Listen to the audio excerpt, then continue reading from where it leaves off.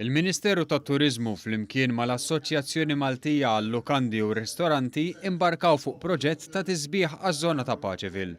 Blan li ż-żona tingħata dera u infrastruttura denja tqabdu żewġ kumpaniji internazzjonali u nbeda proċess ta' konsultazzjoni għal benefiċċju ta' residenti, l-operaturi kummerċjali u t-turisti.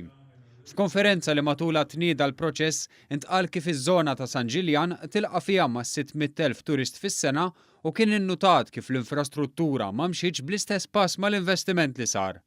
Peter Sherritt, konsulent strateġiku mill-kumpanija WSP, spjegalna dik li s-sitwazzjoni minn dak li osserva sissa. Malta has an unrivaled architectural and cultural heritage, so very vibrant cities, destination unrivaled in many areas.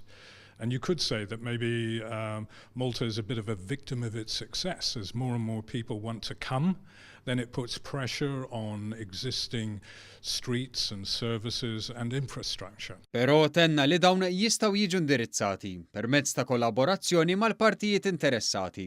We're really here to learn and to understand, and then we will be moving forward when we assimilate all that to actually having some ideas which we will then put forward again for discussion and debate, and then we move forward to what we would call a definition, a defined proposal.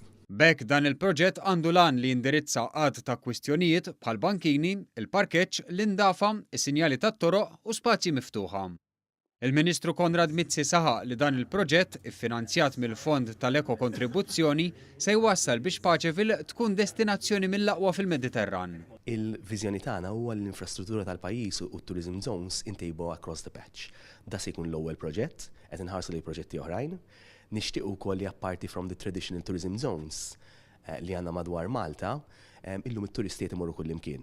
U inħossu li nixtiequ nagħmlu embellishment ta' 8 pjazzett madwar Malta biex bekk igawdu minnhom kemm il-Maltin kif ukoll il-barranin ukoll. Dr. Mizzi qal li l-proġett ikun l-ewwel minn ħolqa ta' proġetti li jtejjeb il-kwalità ta' ħajja għal dawk kollha li jagħmlu użu miż-żoni effettwati.